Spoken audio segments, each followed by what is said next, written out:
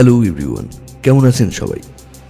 সংকেত অডিও স্টোরিজে আজ আমরা আপনাদের জন্য নিয়ে এসেছি প্রখ্যাত লেখক অনির্বাণ ভট্টাচার্যের কলমে কালো দিঘির জলে। বিশেষ সহযোগিতায় ঋতুরা স্টুডিও এবং 62 FPS স্টুডিও। পোস্টার ডিজাইন পিক্সলেট। আজকে গল্প পাঠে রিতম, গল্পের সূত্রধার আমি অরূপ। শুরু হচ্ছে আমাদের আজকের গল্প, অনির্বাণ ভট্টাচার্যের লেখা কালো দিঘির জলে।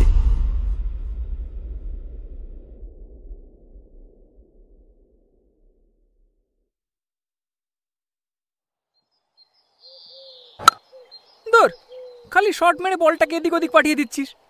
এরকম ভাবে বারবার আমি বল আনতে যেতে পারবো না কিন্তু।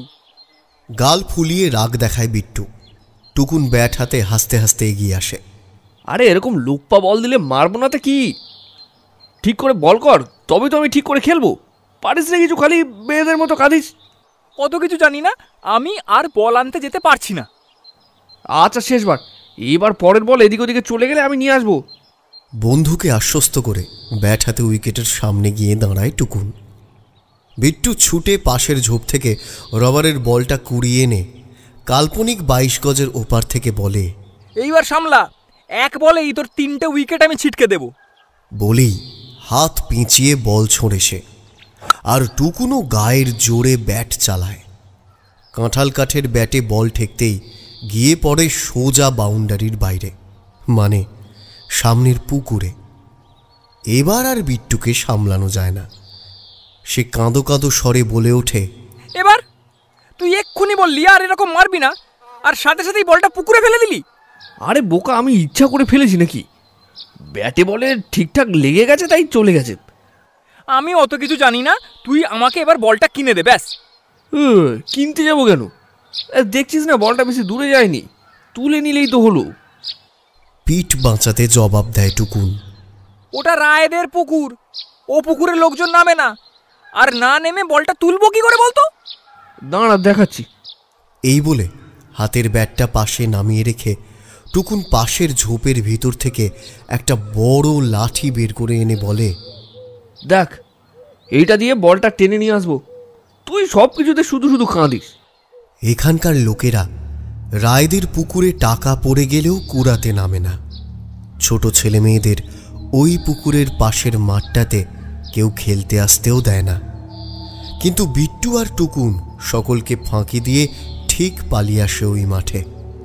অন্যান্য দিন ফুটবল বা অন্য কিছু খেললেও আজ তাদের ইচ্ছে হয়েছিল ক্রিকেট খেলার। আগ্রহটা টুকুনেরই বেশি। ও কিছুতেই ভয় টয় পায় না। বল তোলার জন্য লাঠিটা বাগিয়ে নিয়ে ধরে পুকুরের পাড়ে এগিয়ে গেল সে। পাড় থেকে আন্দাজ 10 হাত দূরে জলের উপরেই ভাসছে হলদে রঙের রাবারের বলটা। টুকুন 2-1বার চেষ্টা করে দেখল, কিন্তু লাঠি ওই পর্যন্ত পৌঁছচ্ছে না। বিট্টু একটু দূরে দাঁড়িয়ে বলল, ছেড়ে দে, ওই বলটা লাগবে না আর। আমি টিফিনের টাকা জমিয়ে অন্য একটা বল কিনে নেব। সে টুকুনের মতো অত সাহসী নয়। বড়রা পর্যন্ত যে পুকুরকে ভয় পায়, সেই পুকুরে নেমে বল তোলার মতো বুকের পাটা তার নেই। কিন্তু ততক্ষণে টুকুনের জেদ চেপে গেছে। ও বন্ধুকে হাত দেখিয়ে বলল, আরে থাম তো, আমি এক্ষুনি তুলে আনছি। জলটা বরফের মতো ঠান্ডা। সেই বরফ শীতল জলে পড়েই টুকুনের হাত পা কেঁপে উঠল। একটু ধাতস্থ হয়ে চারপাশটা দেখে নিল। বাঁশবন দিয়ে ঘেরা পুকুরের উত্তর দিকে একটা জাম গাছ জলের উপরে ঝুঁকে পড়েছে।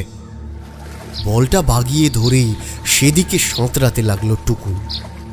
পাকা টুসটুসে জাম ঝুলছে গাছের প্রতিটি ডালে। জাম খেতে ওর ভীষণ ভালো লাগে। বিট্টু তার বন্ধুর এই দুঃসাহস দেখে পেছন থেকে চিৎকার করতে আরম্ভ করলো, এই টুকুন, এই টুকুন, ওদিকে যাস না ভাই, উঠে আয়, যাস না।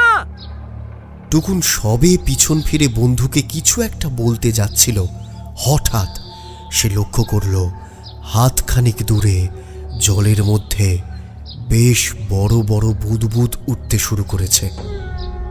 বড় মাছ টাছ আছে নাকি এই পুকুরে? কয়েক মুহূর্ত সেই বুদবুদের দিকে তাকিয়ে রইল। আচমকা তার পায়ে একটা টান পড়ল।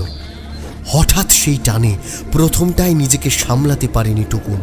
মাথা পর্যন্ত জলের তলায় ডুবে গিয়েছিল। হাঁসফাঁস করতে করতে দম নেওয়ার চেষ্টা করতে লাগলো সে।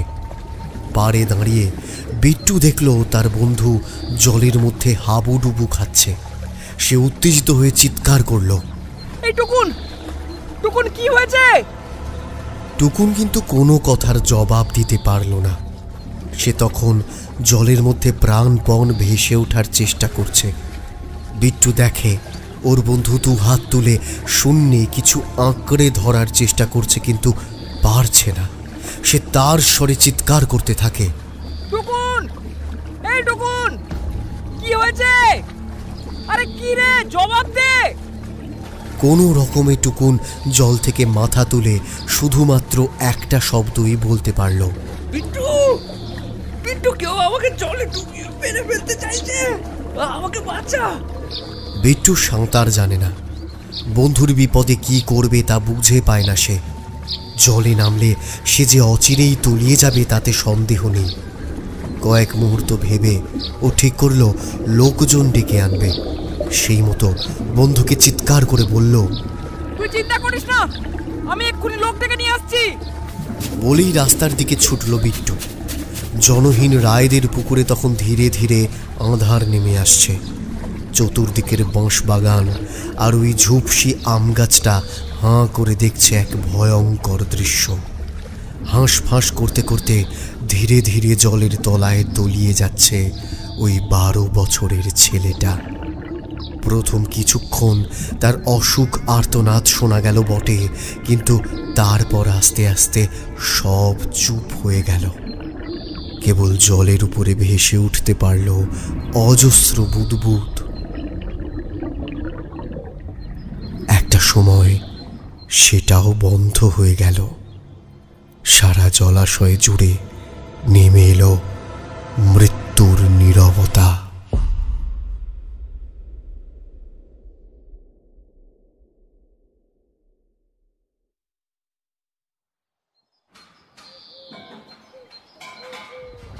ওর জন্য বরাদ্দ ঘরটা নিজের মতো করে সাজিয়ে নিয়েছে শ্যামল।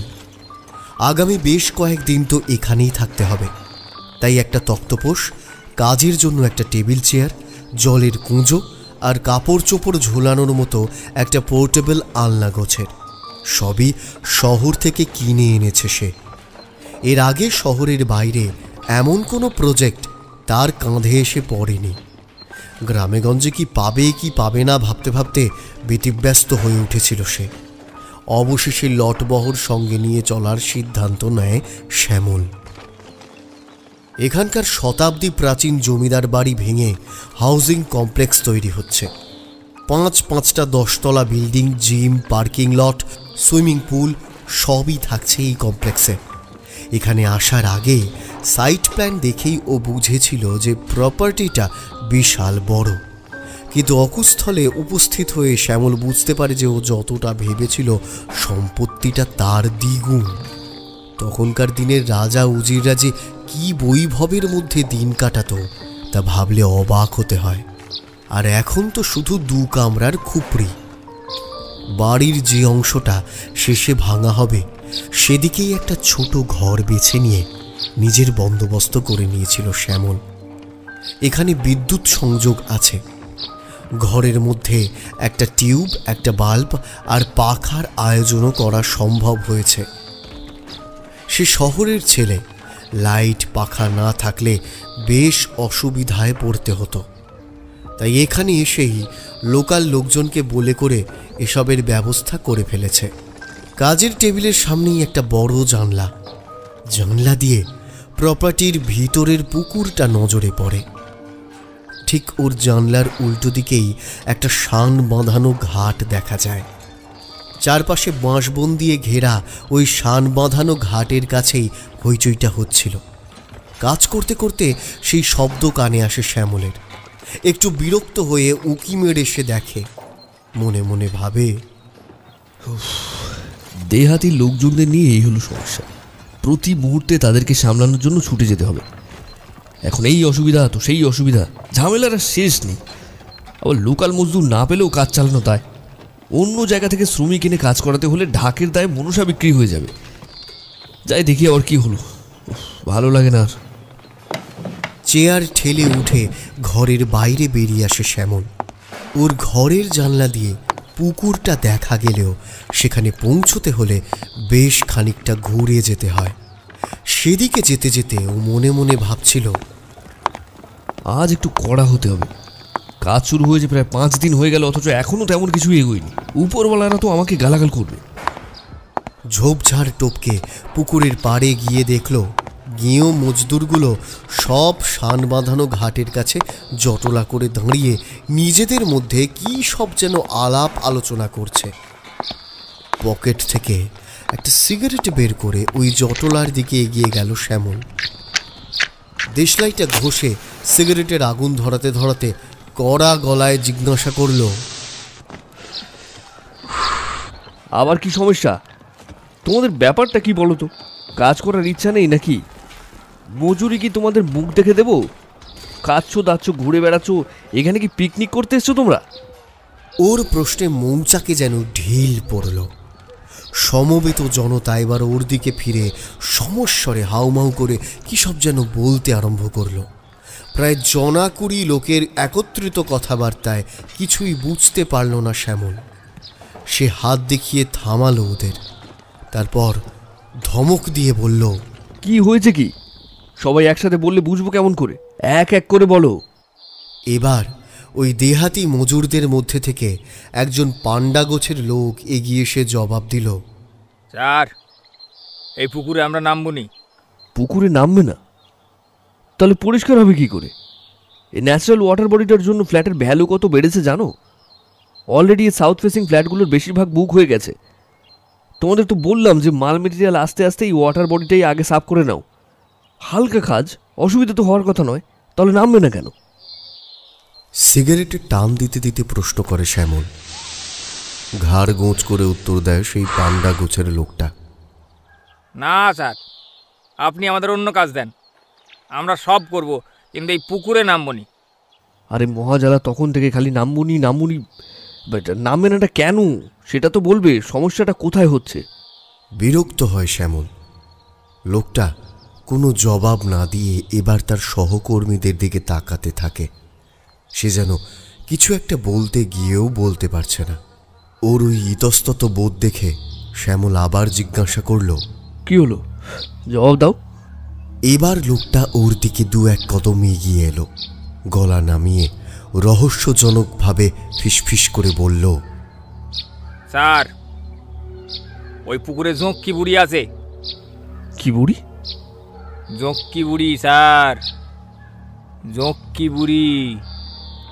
আরও রহস্যজনকভাবে জবাব দেয় সেই পান্ডা। সেটা আবার কি?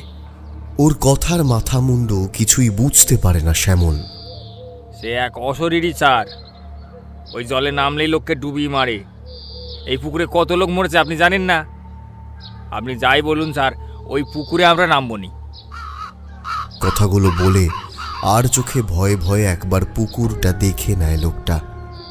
আর ঠিক সেই সময় ঝোপঝাড়ের ভিতর থেকে একটা কাক বিশ্রী শব্দ করে ডেকে ওঠে।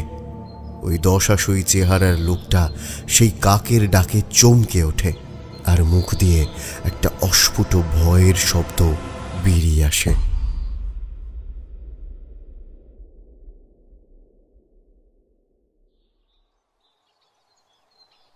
দাদা, একটা মাছের থালি দিন। কথাটা বলে গ্রামের ওই ভবতারিণী হোটেলের কালচে বেঞ্চটায় বসে পড়ল শ্যামল। এখানে এসে সব রকম ব্যবস্থা করলেও রান্নাবান্নার ব্যবস্থা কিছুই করেনি সে। সে অনেক হ্যাপা। বাজার করো রে, ভাত বসাও রে, সবজি কাটো রে, ভাজো রে, তার থেকে এই ভালো। গাঁগঞ্জের হোটেল বেশ সস্তা। মাছের থালি মাত্র 50 টাকা। ভাত, ডাল, আলুর চোখা, একটা ঘ্যাঁট আর মাঝারি সাইজের একটা মাছ। চাইলে অবশ্য পরে আবার ভাত দেয়। 50 টাকায় এর থেকে ভালো আর কি হয়? নিজে বাজার করে রান্না করলে হয়তো খরচটা এর থেকে সামান্য কম হতো, কিন্তু ঝামেলা বেড়ে যেত শতগুণ। হোটেলের ছেলেটা ভাতের থালাটা নামিয়ে তার উপর 2 হাতা ডাল ঢেলে দিয়ে গেল। অন্যান্য খাবার আলাদা বাটিতে করে পাশেই নামিয়ে দিয়ে গেছে সে। আলুর চোখা দিয়ে ভাতটা মেখে সবে মুখে পুড়তে যাবে এমন সময় সেই পান্ডা গোছের লোকটা এসে উল্টো দিকের বেঞ্চটায় বসল। মুখের ভাতটা চিবোতে চিবোতে শ্যামল জিজ্ঞাসা করল, তুমি খাবে নাকি? তোমরা তো একসাথে রান্না করো না ওখানে? না স্যার, খাবো নি, আপনার সাথে একটু কথা বলতে এইছি। জবাব দেয় সেই লোকটা। খাওয়া সারতে সারতে শ্যামল বলে, এখানে কি কথা? দেখো, আগেই বলে রাখছি, ওই জোকাবুড়ি টোকাবুড়ি শোনাতে এসো না কিন্তু। লোকটা শ্যামলকে হাত দেখিয়ে বলল, স্যার, আপনি আমার কথাটা শুনুন। আমরা এত কাজ করতে পারছি, সামান্য একটা পুকুর পরিষ্কার করতে আপত্তি করতে যাবো কেন? আমি সত্যি কথা বলছি স্যার, ও পুকুর ভালো না। আপনি এ গায়ে যে কাউকে জিজ্ঞাসা করে দেখুন, সবাই এই একটি কথাই বলবে। পান্ডা গোছের লোকটার কথাবার্তার মধ্যে একটা অদ্ভুত ভয়ের রেশ যেন জড়িয়ে আছে। তোমার নামটা যেন কি? আগে স্যার ভূপেন। হ্যাঁ, ভূপেন। শোনো, আমি জানি না তোমরা কেন আমাকে এইসব উল্টোপাল্টা কথা বলছো, তবে এটুকু বেশ বুঝতে পারছি যে ওই পুকুরের কাজ তোমরা কিছুতেই করতে রাজি নও। কিন্তু এটাও নিশ্চয়ই বুঝতে পারছো যে এই প্রপার্টিটা ঝুনঝুনওয়ালা রিয়েল এস্টেট কোম্পানি কিনেছে। এ তো আর আমার বাপের সম্পত্তি নয়। তোমার মতো আমিও ওদের বেতনভুক্ত কর্মচারী। তোমরা করতে রাজি না হলে আমাকে কলকাতা থেকে মজুর আনতে হবে, আর তার জন্য আমাকে হেড অফিসে দরখাস্ত লিখতে হবে। সেই দরখাস্তে আমায় লিখতে হবে যে কেন এখানকার মজুররা ওই পুকুরে নামতে রাজি নয়। এবার তুমি বলো, আমি ওই অফিসিয়াল দরখাস্তে লিখব যে পুকুরে একজন জক্কি বুড়ি বসে আছে, লোকে আমায় নিয়ে হাসাহাসি করবে না? ধরা যাক আমি সেসব পরোয়া না করে ওটাই লিখলাম। তোমার মনে হয় তারপরেও আমার চাকরিটা থাকবে?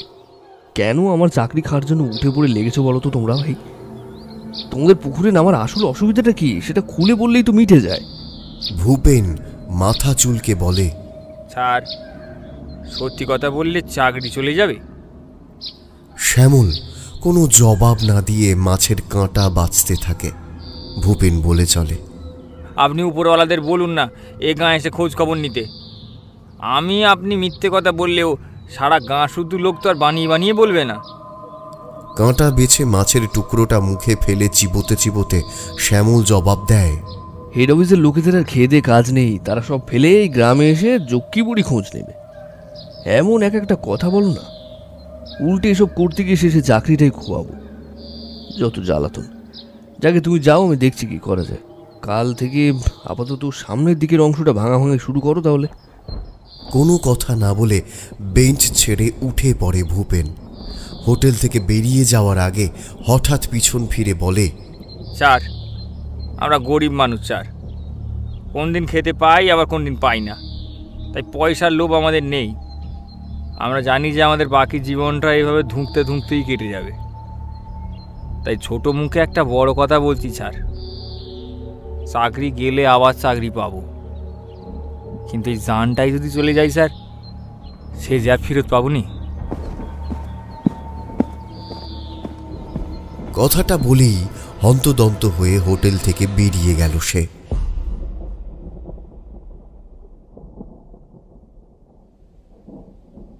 সকাল থেকেই আকাশটা কালো করে আছে। কাজ শুরু হলে তার মধ্যে বৃষ্টি একেবারে সহ্য করতে পারে না শ্যামল।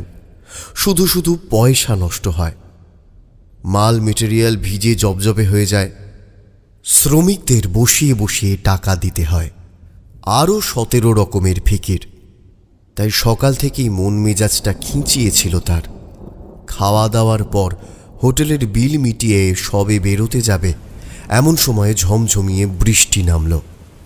এই হোটেলটা ওদের সাইট থেকে প্রায় 10 মিনিটের হাঁটা পথ। বাইক বা সাইকেল জাতীয় কিছু থাকলে অসুবিধা ছিল না, কিন্তু এমন মুষলধারের বৃষ্টির মধ্যে এতটা পথ হেঁটে যেতে হলে ভিজে স্নান হতে হবে। তাই দোকানের বাইরেটাতেই বাড়ানো টিনের শেডের তলায় চুপচাপ দাঁড়িয়ে দাঁড়িয়ে আকাশ পাতাল ভাবতে লাগলো শ্যামল। হাওয়া তেমন দিচ্ছে না, কাজেই বৃষ্টির ছাঁট গায়ে এসে লাগার বালাই নেই। কিন্তু টিনের শেডের আয়ত্তের বাইরে বড় বড় বৃষ্টির ফোঁটাগুলো মাটিতে আছড়ে পড়েই ছিটকে আসছে ওর দিকে। প্যান্টের নিচের অংশটা ধীরে ধীরে ভিজে উঠছে। সেই শীতল স্পর্শ পেতে পেতেই ও ভাবতে লাগলো যে হেড অফিসে ঠিক কী বলা উচিত হবে। আদৌ হেড অফিস থেকে পুকুর পরিষ্কার করার লোক পাঠাবে তো, নাকি এদের দিয়েই?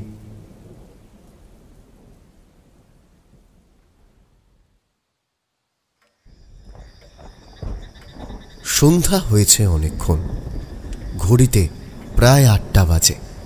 বৃষ্টি এখনো থামেনি। নিজের টেবিলে বসে পেপার ওয়ার্ক সারছিল শ্যামল। টেবিলের উপর থেকে হলদে ল্যাম্পের আলোটা ঝাঁপিয়ে পড়ছে নিচে। খাওয়ার সময়টুকু বাদ দিয়ে অন্য সময় সে বড় একটা টিউবের ব্যবহার করে না। অপ্রয়োজনে এই গ্রামীণ আবহাওয়াটা আলোকিত করার কোনো মানে হয় না। এসব তো আর কলকাতায় বসে পাওয়া সম্ভব নয়। জানলার বাইরে ঘুটঘুটে অন্ধকার।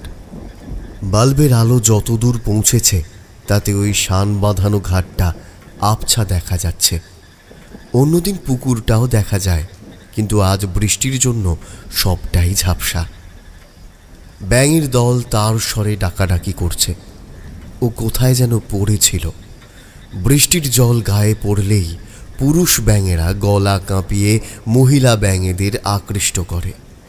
যার আওয়াজ যত বেশি তার আকর্ষণ নাকি তত অধিক। জোর যার মুলুক তার কথাটা বোধহয় ওদের জন্য যথোপযুক্ত। এছাড়াও সমান তালে ঝিঁঝি পোকার আর্তনাদ পুকুর পাড়টা মুখরিত করে রেখেছে। এক মনে হিসাব নিকাশ করছিল শ্যামল। কাজ করতে করতে সে হঠাৎ দ্বিতীয় কোনো ব্যক্তির উপস্থিতি টের পেল। অনেক সময় আমাদের চোখ বা কান অন্য কাজে ব্যস্ত হলেও মগজ দ্বিতীয় ব্যক্তির আগমনের খবর পেয়ে যায়। ওর ষষ্ঠেন্দ্রিয় বলল আশেপাশে কেউ আছে। পেনটা কাগজের উপর নামিয়ে রেখে ঘরের ভিতরটা একবার দেখে নিল শ্যামল। না, ঘরে কেউ নেই। দরজাটা খোলা, কিন্তু তার বাইরেও কাউকে দেখতে পেল না সে। কি মনে হতে জানলার বাইরে তাকালো। ঠিক করে বোঝা যাচ্ছে না, তবে ওর মনে হলো যেন ওই শান বাঁধানো ঘাটে কেউ বসে আছে। বেশ অবাক হলো সে। মনে মনে ভাবল, আজব ব্যাপার, এই বৃষ্টির মধ্যেই শান বাঁধানো ঘাটে কে বসে বসে ভিজছে?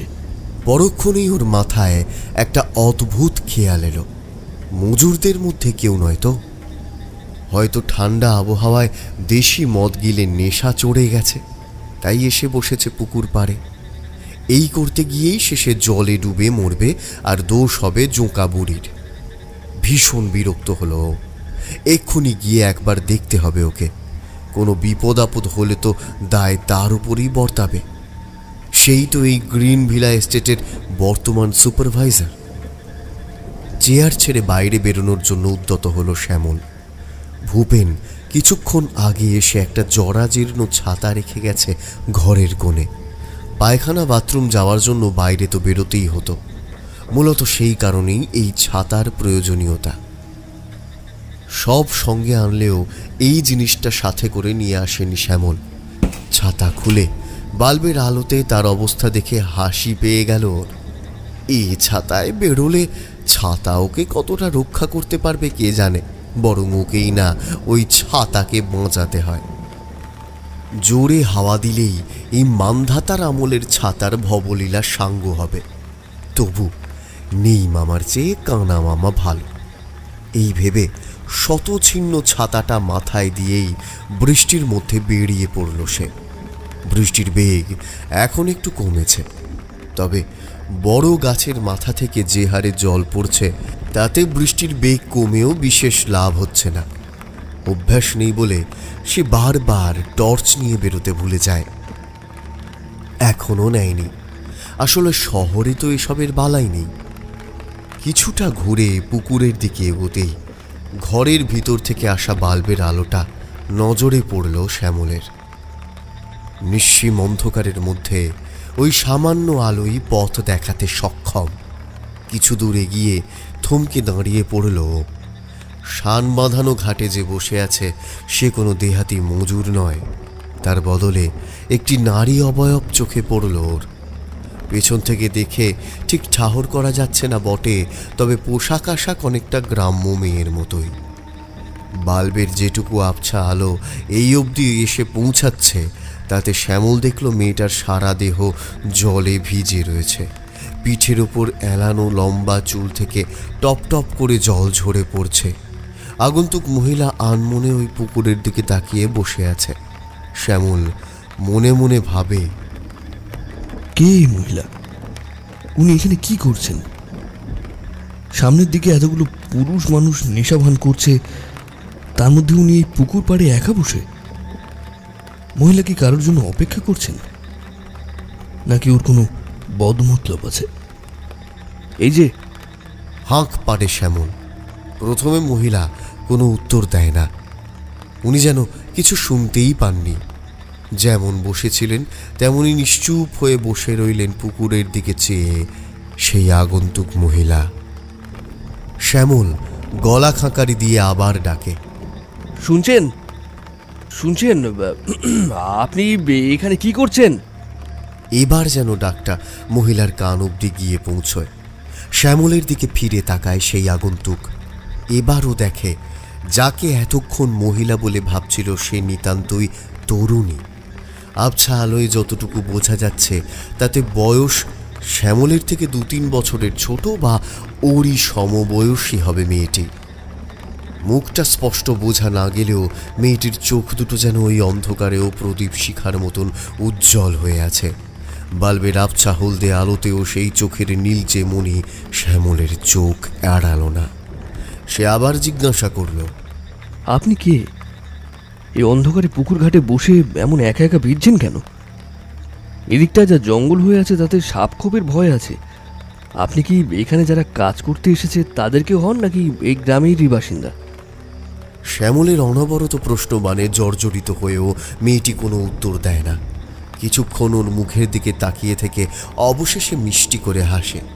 সেই হাসি ভুবন ভোলানো।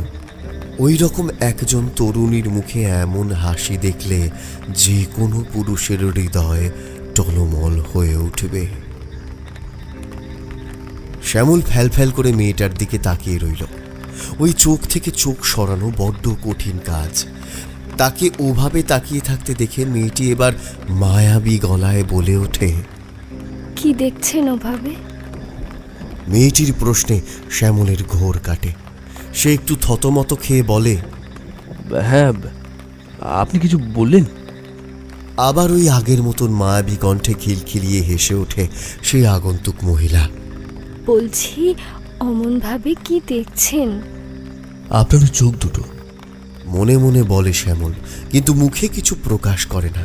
ভিতরে ভিতরে নিজেকে সংযত করে দিয়ে সে প্রশ্ন করে, আপনি এত রাতে এই অন্ধকারে এখানে কি করছেন? আপনি কি গ্রামেই থাকেন? হ্যাঁ, তা বলতে পারেন, খানিকটা সেরকমই। মেয়েটা ভারী অদ্ভুত। এ আবার কি কথা? খানিকটা সেরকমই মানে? ও আবার জিজ্ঞাসা করে, ঠিক বুঝলাম না। সব কি প্রথম দেখলেই ঠিক করে বোঝা সম্ভব? আমি তো এখনো কত কিছু বুঝি না। উদাস স্বরে জবাব দেয় মেয়েটি। তবু আপনার পরিচয়টা যদি বলতেন। আসলে এই প্রপার্টিটা যে এখন আর আগের মালিকের নেই সেটা জানেন তো? এখানে একটা হাউজিং কমপ্লেক্স হচ্ছে, আর আমি সেটা দেখভাল করতে এসেছি। কাজেই প্রপার্টি থেকে ঢুকছে বা বেরোচ্ছে সবটাই আমার জানতে হয় আর কি। আপনি কি এখানকার চৌকিদার? প্রশ্নটা বেশ অপমানজনক, কিন্তু তবু শ্যামল যেন কিছুতেই রাগ করতে পারল না ওর উপর। গম্ভীর স্বরে জবাব দিল, চৌকিদার কেন হতে যাব? আমি এখানকার সুপারভাইজার, নাম শ্যামল রক্ষিত। আর আপনি? মেয়েটি এবার উঠে দাঁড়ালো। জলের দিকে 2 কদম এগিয়ে তারপর পিছন ফিরে তাকালো। তখন থেকে আমার পরিচয় জানতে চাইছেন কেন বলুন তো? যদি জানতে পারেন যে এই পুকুরে আমার প্রবেশের কোনো অধিকার নেই, তাহলে কি করবেন? ঘাট ধরে বার করে দেবেন? আহা, তা কখন বললাম? তাই বলে একজন অপরিচিত মানুষ এই অন্ধকারে পুকুর পাড়ে বসে থাকবে, এটা কেমন কথা? বলছি, আসলে আমি রোজ এইখানে হাওয়া খেতে আসি। এখানে বসলে ঠান্ডা হাওয়ায় আমার মনটা জুড়িয়ে যায়। যত না পাওয়া স্বপ্ন প্রতি মুহূর্তে আমাকে জ্বালিয়ে পুড়িয়ে খায়, সব যেন নিমেষে শান্ত হয়ে যায়। আপনি বসুন, ওই ঘাটটায় বসুন, দেখুন কি সুন্দর হাওয়া দিচ্ছে। কথাগুলো বলতে বলতে মেয়েটার গলা রিন রিন করে ওঠে। সে না হয় বসলাম, কিন্তু এভাবে ভিজে গায়ে বসে থাকলে যে আপনার ঠান্ডা লেগে যাবে।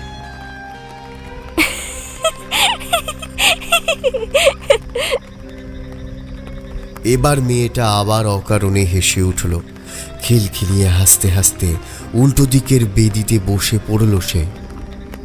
মজা পেয়েছে এমন ভাব করে বলল, মানে আমি কি খুব আশ্চর্য কথা বললাম নাকি? এমন অসময়ের বৃষ্টিতে ভিজে বসে থাকলে এই ঠান্ডা হাওয়া লেগে জ্বর হতে পারে না? আমার ওসব ঠান্ডা লাগে না। আর আপনার পরিচয়টা কিন্তু এখনো পেলাম না।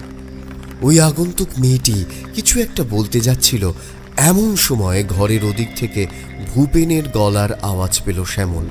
শ্যামল গলা তুলে সাড়া দিল। স্যার, ও স্যার, কোথায় আপনি? স্যার! শ্যামল গলা তুলে সাড়া দিল। কি হয়েছে? আমি এদিকে। কোথায় স্যার? কোন দিকে? উফ, কি জ্বালাতন বলুন তো, সারাক্ষণ কিছু না কিছু সমস্যা লেগেই আছে। দাঁড়ান আমি দেখে আসি। এই বলে ঘরের দিকে পা বাড়ায় শ্যামল। সেখানে পৌঁছে দেখে ভূপেন একটা থালায় করে খানিকটা মাছ ভাজা নিয়ে এসেছে। ওকে দেখে এই দাঁত বার করে সে বলল, স্যার, আমরা একটু মাছ ভাজা দিয়ে ওই খাচ্ছিলাম। আপনাকে তো আর ওসব সস্তা জিনিস দেওয়া যায় না স্যার, তাই শুধু এই মাছ ভাজাটাই নিয়ে এলাম। রাখো ওদিকে, ওসব বেশি খেয়েও না যেন আবার রাত বিরেতে অসুস্থ হয়ে পড়লে তখন আর এক সমস্যা। হেসে জবাব দেয় শ্যামল, না না না না স্যার, একদম না, একদম না। ওই অল্প একটু করে খাই। বলছিলাম কি স্যার, আপনি অন্ধকারের মধ্যে কোথায় গেছিলেন? প্রশ্ন করে ভূপেন। আর বলো না, ঘরে বসে কাজ করছি, হঠাৎ খেয়াল করলাম পুকুর পাড়ে কে যেন একটু বসে আছে। তো গিয়ে দেখি একটি মেয়ে, তার সাথেই কথা বলছিলাম বসে বসে। মেয়ে? কে মেয়ে স্যার? হ্যাঁ, বলছে তো নাকি তোমাদেরই গায়ে থাকে। আমাদের গায়ের মেয়ে, অথচ এই রাত্রিবেলা এই পুকুর পাড়ে এসে বসে আছে? না স্যার, এ হতে পারে না স্যার। আরে আমি কি তোমাদের সঙ্গে মশকরা করছি? কোথায়? চলুন তো দেখে গিয়ে কে মেয়েটা। চলো। ঝোপঝাড় পেরিয়ে পুকুর পাড়ে গিয়ে শ্যামল থ মেরে গেল। শান বাঁধানো ঘাটটা বিলকুল ফাঁকা। এতক্ষণ যেখানে মেয়েটা ভিজে গায়ে বসেছিল তাকে আর দেখা যাচ্ছে না। ও অবাক হয়ে বলল, এসে থেকে তো কোনো কাজই হচ্ছে না, অন্তত একটা ভালো জিনিস হচ্ছে। মনে ধরলে কলকাতায় ফিরেই মাকে এই ব্যাপারটা বলতে হবে। শুভ কাজে দেরি করে লাভ কি? পুকুরের চারপাশটা ভালো করে দেখল সে। কোথাও কেউ নেই। স্রেফ চতুর্দিকে ঝিঁঝির ডাক শোনা যাচ্ছে। ভূপেন জিজ্ঞাসা করল, কোথায় স্যার? কাউকেই তো দেখতে পাচ্ছি না। আরে মেয়েটা তো এতক্ষণ এখানেই বসে আমার সাথে বকবক করছিল। যেই আমি উঠে ঘরের দিকে গেলাম অমনি পালিয়েছে। স্যার, ঘরে চলুন, এই জায়গাটা ভালো না। রাত বিরেতে এখানে একা একা আসবেননি। কেমন ভয়ে ভয়ে কথাগুলো বলল ভূপেন। আর প্রায় সাথে সাথে একটা রাত চড়া পাখি বিশ্রী শব্দ করে ডেকে উঠল আশেপাশেই কোথাও।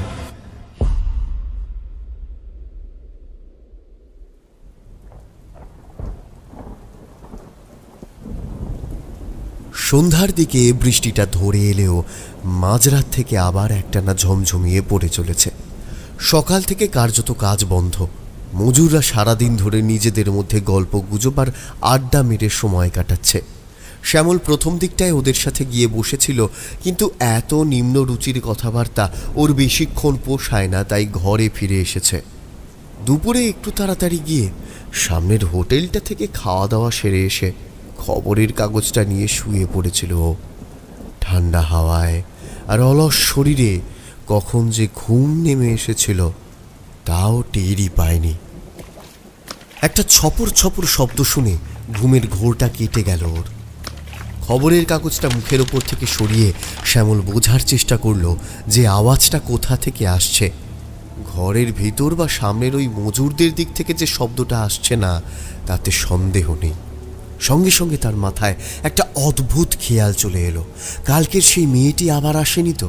তড়িঘড়ি বিছানা থেকে উঠে সে জানলা দিয়ে উঁকি মারল। ও ঠিকই ধরেছিল, শব্দটা আসছিল ওই পুকুর ঘাট থেকেই। মেয়েটি আবার এসে বসেছে ওই ঘাটে, তবে আজ উপরে না বসে একটু নিচের সিঁড়ি থেকে জলের মধ্যে পা দাপাচ্ছে শিশুদের মতো। শোয়ার সময়ে জামাটা খুলে রেখেছিল শ্যামল, সেটাকে গায়ে চড়িয়ে নিয়ে ভূপেনের দিয়ে যাওয়া সেই জীর্ণ ছাতাটা মাথায় নিয়ে পুকুরের দিকে এগিয়ে গেল সে। তখনও দিনের আলো মরেনি, শেষ বিকেলের বৃষ্টি ভেজা আকাশটা রাঙা হয়ে রয়েছে। সেই লালচে আভায় খোলা চুলে সেই অপরিচিতাকে আরও আকর্ষণীয় দেখাচ্ছিল। শ্যামল বিয়ে করেনি, প্রেম টেমো জোটেনি ওর ভাগ্যে।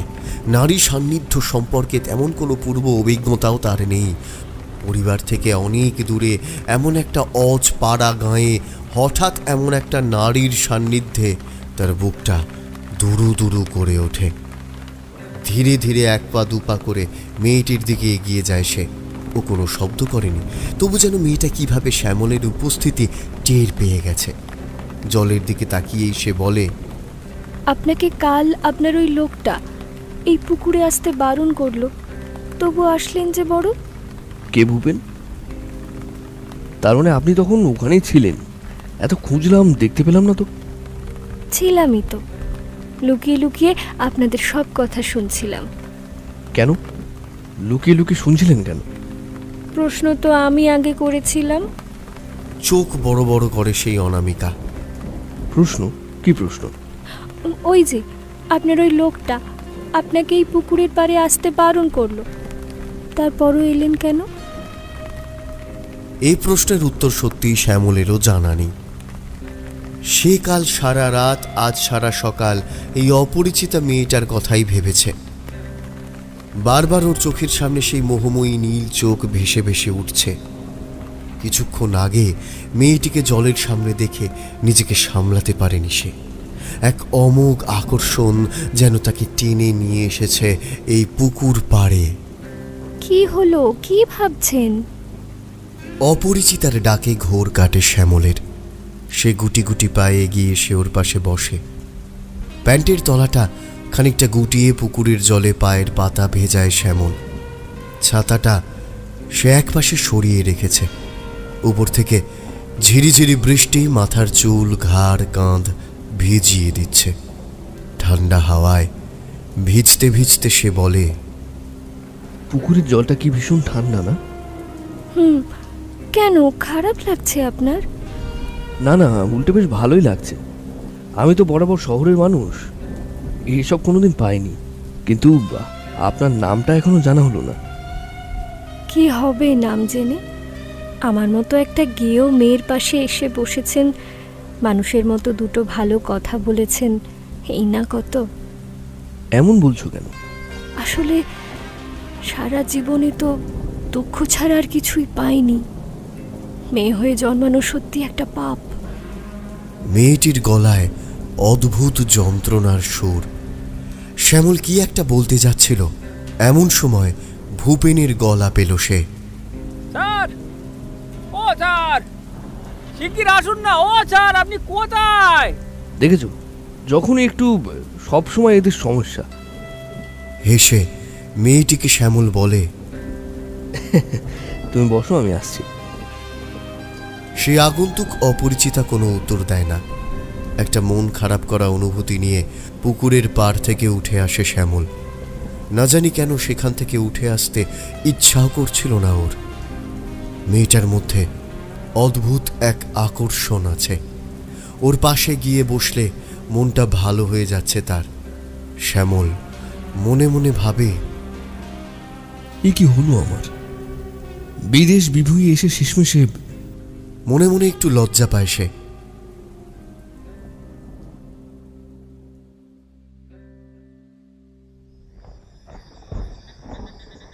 সন্ধ্যার অন্ধকার ঘনিয়ে আসছে। আকাশ জুড়ে কালো মেঘের পশরা, মাঝে মাঝেই বিদ্যুৎ চমকাচ্ছে ইতিউতি। বিছানায় ক্লান্ত শরীরটা এলিয়ে দিয়েছিল শ্যামল। সেই দুপুরের পর 1 কাপ চা ছাড়া আর কোনো খাবার জোটেনি। তার উপরেই বর্ষার আবহাওয়ায় কাদা প্যাচপ্যাচে গিয়েও সড়ক আর মফস্বলের পথে ঘাটে দৌড়দৌড়ি করতে গিয়ে হাত পা রীতিমতো চিটচিট করছে। একবার ভালো করে স্নান করতে পারলে বেশ হতো, কিন্তু স্নানের ব্যবস্থা কেবলমাত্র সকালেই করা সম্ভব। মজুরদের মধ্যে কেউ গিয়ে সামনের টিউবওয়েল থেকে ওর জন্য 2 বালতি জল এনে দেয়, তাতেই স্নান করে সে। সারাদিনের অন্যান্য কাজকর্ম করতে গিয়ে সেই জল প্রায় শেষের পথে। মুখে হাতে সামান্য জল দেওয়া গেলেও স্নান করা একেবারেই অসম্ভব। বিকেলের কথাগুলো ভাবলে এখনও ওর গা হাত পা ঠান্ডা হয়ে আসছে। আজকে একটা ভয়ঙ্কর দুর্ঘটনা ঘটতে ঘটতেও ঘটেনি। দুপুরের দিকে একজন মজদুর কি করতে করতে হঠাৎ একটা খোলা বিদ্যুতের তারে হাত দিয়ে ফেলে। মুহূর্তের মধ্যে প্রচণ্ড ডিসি কারেন্টে তাকে আষ্টে পৃষ্ঠে বেঁধে ফেলে। বেশিরভাগ মজুরি তখন ঘুমোচ্ছিল বা এদিক ওদিক বেরিয়ে গিয়েছিল আড্ডা মারতে। ভূপেনও বোধহয় বাথরুম করতে গেছিল অন্যদিকে। ফিরে আসার সময় সে ওই হতভাগ্য মজুরের আর্তনাদ শুনতে পায়। লোকটা গ্রামের হলে কি হবে, মাথায় বুদ্ধি আছে। একটা বাঁশ তুলে ওই তারে বাড়ি মারে সে। ক্ষণিকের জন্য বিদ্যুৎ সরবরাহ ঘেঁটে যেতেই ওই মজুর ছিটকে পড়ে সামনের জড়ো করা ইঁটের পাঁজায়। একে তো তড়িদাহত হওয়ার ক্ষত ছিলই, তার উপর ওই রকম ভয়ঙ্কর আছাড় খেয়ে লোকটা প্রাণপণ চিৎকার করে ওঠে। আর তখনই ভূপেন শ্যামলকে খুঁজতে খুঁজতে পিছন দিকে গিয়ে ডাকাডাকি শুরু করে। শ্যামল ছুটে গিয়ে দেখে যে ওই লোকটা ইঁটের পাঁজার পাশে শুয়ে শুয়ে কাতরাচ্ছে। ভূপেন পরামর্শ দেয়, স্যার, লক্ষণকে এক্ষুনি হাসপাতালে নিয়ে যেতে হবে। আমি ওর বাড়ির লোককে খবর দিয়ে দিচ্ছি। এমনিতেই কাজকর্ম বন্ধ, তার উপর বাড়াবাড়ি হলে সব দায় আপনার উপর এসে পড়বে স্যার। তেমনটাই করা হয়। শ্যামল ভূপেন ও আরও 2 জন মজুরকে সাথে নিয়ে ওই আহত লোকটিকে ধরাধরি করে গাড়িতে তোলে। গাড়ি বলতে টোটো। তারপর প্রায় 1 ঘন্টার পথ অতিক্রম করে নিকটবর্তী স্বাস্থ্যকেন্দ্রে নিয়ে যাওয়া হয় তাকে। সবটা শুনে সেখানকার ডাক্তার পরীক্ষা নিরীক্ষা করতে শুরু করেন। কিছুক্ষণ পর জানা যায় যে লোকটির একটি হাত ভেঙেছে। ছিটকে পড়ার সময় যে হাতের উপর শরীরের ভর গিয়ে পড়েছিল তারই হাড় ভেঙে 3 টুকরো হয়েছে। শ্যামল নিয়ম মতো কলকাতার হেড অফিসে ফোন করে দুর্ঘটনার কথা বিশেষ জানিয়ে দেয়। কোম্পানির নিয়ম অনুযায়ী এই আহত মজুরকে চিকিৎসা করবার সমস্ত খরচ এবং তাছাড়াও 3 মাসের টাকা একেবারে দিয়ে দেওয়া হবে। আপাতত খরচাপাতি সবটাই শ্যামলকে করতে হলেও পরে সে এই টাকা কোম্পানির ভাউচার থেকে কেটে তুলে নিতে পারবে। সব সেরে ওরা যখন বাড়িতে এসে পৌঁছলো ততক্ষণে 9টা বেজে গেছে। বৃষ্টি একটুও কমেনি, বরং বেড়েছে প্রায় 3 গুণ। আকাশ যেন ভেঙে পড়বে, তার সাথে পাল্লা দিয়ে চলছে বজ্রপাত। অদ্ভুত রকমের দুর্যোগ শুরু হয়েছে। মফস্বলের ওষুধের দোকানে কারা যেন বলাবলি করছিল যে একটা বিশ্রী নিম্নচাপ হয়েছে গাঙ্গেয় দক্ষিণবঙ্গে। আগামী প্রায় 3-4 দিন আকাশের অবস্থা এরকমই থাকবে, রোদের দেখা মিলবে না। এই বিশ্রী আবহাওয়ার জন্য একেই কাজ বন্ধ, তার উপর এমন দুর্ঘটনা। মনটা তেতো হয়েছিল শ্যামলের। সে বাড়িতে ফিরে মজুরদের এক জায়গায় করে বলে, দেখো বাবু, তোমরা সাবধানে থাকো আর বিপদ বাড়িও না। এমনিতেই কলকাতার অফিস থেকে আমাকে 2 কথা শুনিয়ে দিয়েছে। আর কিছু হলে কিন্তু কাজটাই আপাতত বন্ধ হয়ে যাবে, তখন কিন্তু তোমাদের রোজগারও একই সাথে বন্ধ হয়ে যাবে বলে দিলাম। এক জায়গায় থাকো, সাবধানে থাকো, আর কিছু প্রয়োজন হলে আমাকে ডেকো। এই বলে সে নিজের ঘরে এসে বাল্ব জ্বালিয়ে বিছানায় গাটা এলিয়ে দিল। তারপরেও প্রায় ঘণ্টাখানেক কেটে গেছে। ক্লান্তি আর অবসাদে এতক্ষণ কিছুই করতে ইচ্ছা করছিল না, কিন্তু এবার যেন শরীর তার জৈবিক চাহিদাগুলো মেটানোর জন্য আঁকপাঁক করে উঠছে। একটু একটু খিদে খিদে পাচ্ছে শ্যামলের। এত রাতে এই অঞ্চলে আর হোটেল খোলা পাওয়া সম্ভব নয়। সে না হয় মুড়ি টুড়ি কিছু খেয়ে নেবে, কিন্তু শরীরের এই অস্বস্তি কাটানো প্রয়োজন। সারা শরীর জল কাদায় চটচট করছে। ভালো করে স্নান করতে পারলে ম্যাজম্যাজানিটা কেটে যেত। বিছানায় উঠে বসল, আর প্রায় সাথে সাথেই জানলার দিকে চোখ পড়ল তার। একজোড়া জ্বলন্ত চোখ 19 পলকে সেই জানলা দিয়ে শ্যামলের দিকে চেয়ে আছে। চমকে উঠেছিল ও। পরক্ষণেই বুঝতে পারল সে চোখের মালকিন আসলে সেই অনামিকা মেয়েটি। শ্যামল জানলার কাছে এগিয়ে এসে প্রশ্ন করলে, কি ব্যাপার, তুমি এখানে? সেই যে বসতে বলে চলে গেলেন, তারপর আর এলেন না যে। অভিমানী সুর মেয়েটির গলায়। আসলে একটা বিপদ হয়ে গেছে। কথাটা বলতে গিয়ে থমকে যায় শ্যামল। সে অবাক হয়ে জিজ্ঞাসা করে, মানে তখন থেকে তুমি এখানে এই বৃষ্টির মধ্যে বসেছিলে? তুমিই তো বললে বসতে। এই আগন্তুক মেয়েটি যে তাকে তুমি করে সম্বোধন করলো তা শ্যামলের নজর এড়ালো না। সে মনে মনে একটু খুশি হলো। ভাবল, যা বাবা, মেয়েটা তো এতক্ষণ এখানেই ছিল, কোথায় গেল আবার? কিন্তু মুখে সেসব প্রকাশ না করে শ্যামল বলল, শুনুন না, আপনি ভেতরে আসুন। বৃষ্টির মধ্যে এমনভাবে কতক্ষণ দাঁড়িয়ে থাকবেন? না না, আমি ও বাড়িতে ঢুকবো না। বলেই কেমন যেন ছিটকে পিছন দিকে সরে গেল মেয়েটি। কি হলো? আপনি ওদিকে কোথায় চললেন? পুকুরের ঘাটে আর কিছুক্ষণ বসি, আপনার ইচ্ছে হলে আসুন, না হলে। ওই ডাক উপেক্ষা করা শ্যামলের পক্ষে সম্ভব নয়। সে ওই স্যান্ডো গেঞ্জি পরা অবস্থাতেই মেয়েটির পিছু পিছু চলল পুকুরের পাড়ের দিকে। লাল সিমেন্টের শান বাঁধানো ঘাটটা আজ অদ্ভুত ভয়ঙ্কর দেখাচ্ছে। টানা 1.5 দিনের বৃষ্টিতে পুকুরের কালো জল উঠে এসেছে অনেকখানি। গতকাল অবধি ওই জলে পা ভেজাতে হলে 1 ধাপ নিচে নামতে হতো। আজ সেই টলটলে জল একেবারে ওই শানের উপর উঠে এসেছে। কিছু বিচিত্র শ্যাওলা জলের তোড়ে ভেসে আস্তে আস্তে এগিয়ে এসেছে পাড়ের দিকে। সেগুলো বারবার কাছে এসে শ্যামলের পায়ে সুরসুরি দিয়ে যাচ্ছে। বৃষ্টির জলে ধুয়ে গেছে বসার জায়গাটা। মেয়েটি সেই ভেজা শানের উপর বসে তাকেও বসার জন্য ইঙ্গিত করল। ধপ করে বসে পড়ল শ্যামল। সাথে সাথে ওর প্যান্টের পিছনটা ভিজে সপসপে হয়ে গেল। মেয়েটির কথা অস্বীকার করবার ক্ষমতা যেন তার আর নেই। সে মন্ত্রমুগ্ধের মতো ওই এলো কেশের দিকে তাকিয়ে আছে। বৃষ্টি ভেজা কচি মাধবীলতার মতো লকলকে শরীরটা তাকে কামনার আগুনে দগ্ধ করছে। অনামিকা বলে চলল, ওই বাড়িতে পা রাখা আমার পক্ষে সম্ভব নয়। ওর ভিতরে ঢুকলেই সেই পুরনো অতীতটা রাক্ষসের মতো আমার উপর ঝাঁপিয়ে পড়ে।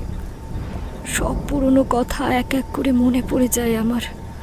পুকুরের এই ঠান্ডা জল তখন আর আমার ভিতরের জ্বলে ওঠা প্রতিশোধের আগুনকে আর শান্ত করতে পারে না।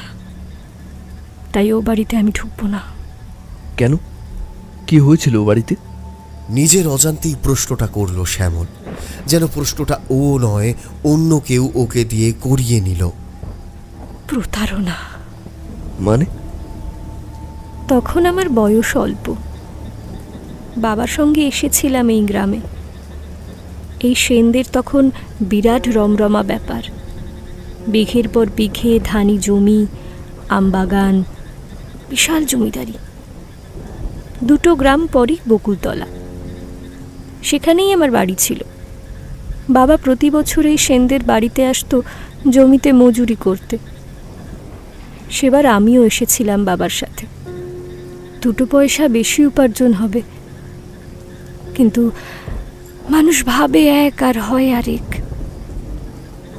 সেনবাড়ির মেজ ছেলে দ্বিজেন্দ্র নারায়ণ, তার নজর পড়ল আমার উপর। তখন আমার কচি বয়স, ভালো মন্দ তেমন বুঝতাম না। মানুষকে অন্ধের মতো বিশ্বাস করতাম। বড় লোক আর গরিব লোকের দুনিয়াটা যে সম্পূর্ণ আলাদা, জীবনের এই কঠিন সত্যটা তখন মগজে ঢোকেনি। দ্বিজেন্দ্র নারায়ণ আমাকে প্রেম নিবেদন করল। তারও রূপ যৌবন কিছু কম ছিল না। তাগড়াই জোয়ান মরদ সে। নিজেকে আটকে রাখতে পারলাম না আমি। আবার বাবার ভয়ে মন খুলে প্রাণের কথা বলতেও পারলাম না। আড়ালে আবডালে দেখা হতে শুরু হলো দুজনের। সে আমার রূপে আর আমার গুণে মুগ্ধ।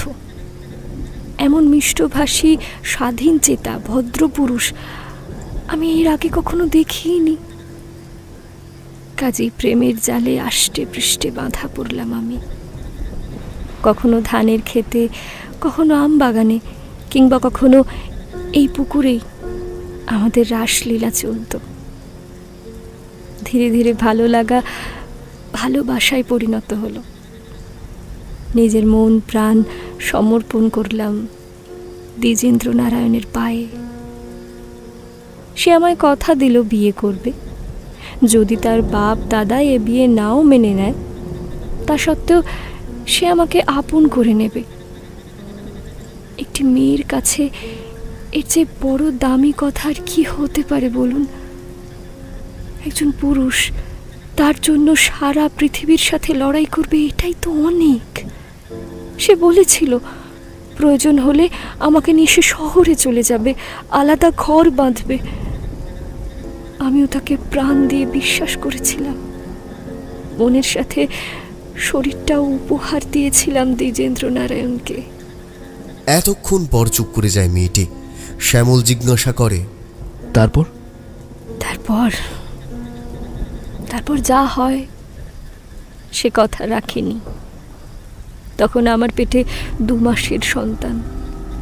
বাপ ভাইদের কথা মেনে লক্ষ্মী ছেলের মতো এক রাতে চুপি চুপি সে শহরে পালালো। আর আমি পড়ে রইলাম এখানে। তারপর কি হলো জানো? শ্যামল বুঝতে পারছিল ওর শরীরটা ঠান্ডা হয়ে আসছে। চতুর্দিক কেবল ভেজা ভেজা লাগতে শুরু করেছে। বৃষ্টি পড়ছে মুষলধারে। সেই জন্যই কি এমন লাগছে? সারা গায়ে কি সব যেন ওকে জড়িয়ে ধরছে ধীরে ধীরে। তবু সে ঠিক করে ব্যাপারটা বুঝে উঠতে পারে না। তখন এক অদ্ভুত ঘোরের মধ্যে চলে গেছে সে। অনামিকা বলে চলল, তারপর এক রাতে আমাকে মুখ হাত পা বেঁধে এই পুকুরের জলে এনে ডুবিয়ে ধরলো কিছু ষণ্ডা গোছের লোক। শ্বাস নেওয়ার জন্য ছটফট করতে লাগলাম আমি। চোখে মুখে তখন হু হু করে জল ঢুকছে। একবার মাথাটা একটুখানি উঁচু করে হা করে শ্বাস নেওয়ার জন্য। তারপর দেখলাম ওই দূরের ঘাটটায়, ওইখানটায় দাঁড়িয়ে আছে দ্বিজেন্দ্র নারায়ণের বাপ আর দাদা। তাদের চোখে মুখে ছিল এক প্রচন্ড হিংস্রতা। সেদিন ওই ষণ্ডা গোছের লোকগুলোর সাথে পেরে উঠিনি আমি। তবে তারপর থেকে। মেয়েটির কথা শুনতে শুনতে ঘাটের দিকে তাকালো শ্যামল। শান বাঁধানো ঘাটটা এখান থেকে অদ্ভুত সুন্দর দেখাচ্ছে। ওইখানে দাঁড়িয়েই একদিন হঠাৎ একটা প্রচন্ড বজ্রপাতের শব্দে সে চমকে উঠল। আরে, সেই জলের মধ্যে কখন নেমে এসেছে? শ্যামল দেখল পুকুরের প্রায় মাঝামাঝি এক গলা জলে দাঁড়িয়ে আছে সে। আঁতকে উঠল। আমি এখানে কি করে এলাম?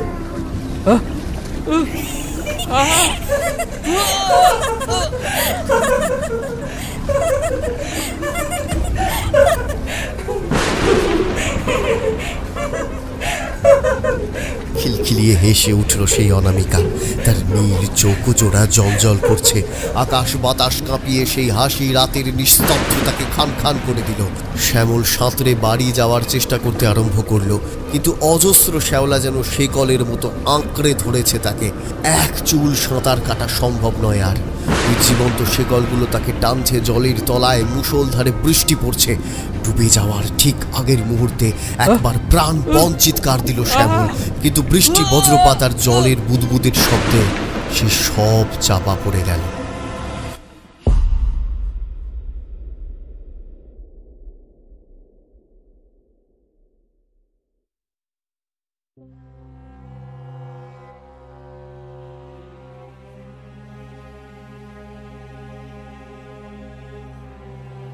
এতক্ষণ শুনছিলেন অনির্বাণ ভট্টাচার্যের কলমে কালো দিঘির জলে।